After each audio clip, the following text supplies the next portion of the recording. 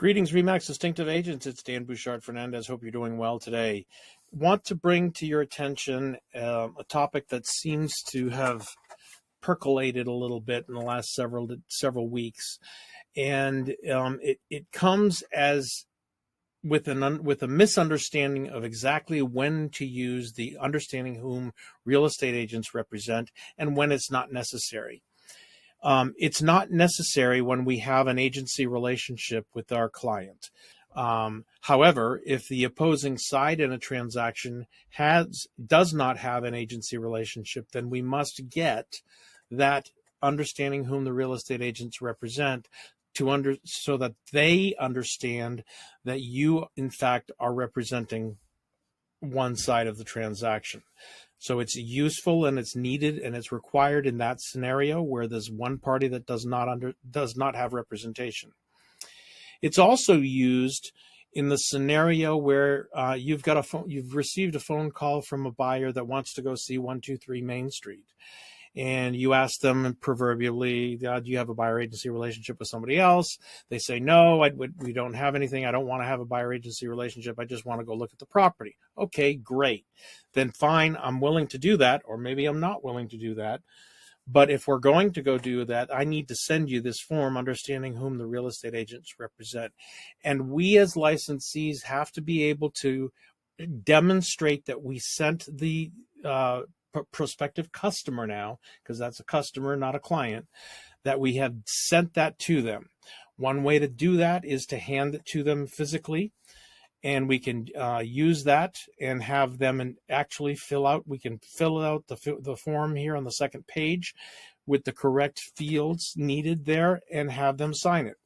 That satisfies our acknowledgement.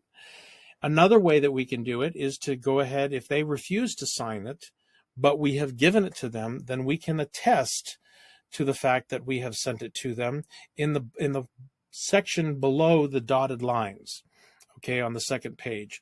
So we can attest, yes, I gave it to, Sally Buyer, and Sally Buyer didn't want to sign this, but here I am, I'm signing it, and I'm saying that I gave it to her. I am attesting to the fact that I did that. We can have that signature there, but you don't have to sign it if she's already signing it. It's an either or scenario. It doesn't hurt if you sign it, but it's just not a requirement. So understand that you can't you can't walk into a property without having shown them this document and have evidence that to be able to support yourself to see if you're complying with the law. And if we're not complying with the law, we could be facing some penalties from the Real Estate Commission, and I don't want to see that happen to any of us. So let's make sure that whenever we walk into a property that we either have a buyer agency agreement or we've given them the whom does the real estate agent represent. And that's the requirement of the law. It's an either or scenario. And it's entirely possible that you could actually start out with a whom does the buyer agent, whom does the agent represent, and then eventually turn them into a buyer's agent. And that's fine to go ahead and include both of those documents in your transaction files, as long as you at least have one or the other. So we need to make sure that we're using this form whenever there's somebody that's not being represented in the transaction. If you've got any questions or want further clarification, please give me a call at 202-309-2339, dbouchard@remaxdistinctive.com. Thanks. Take care.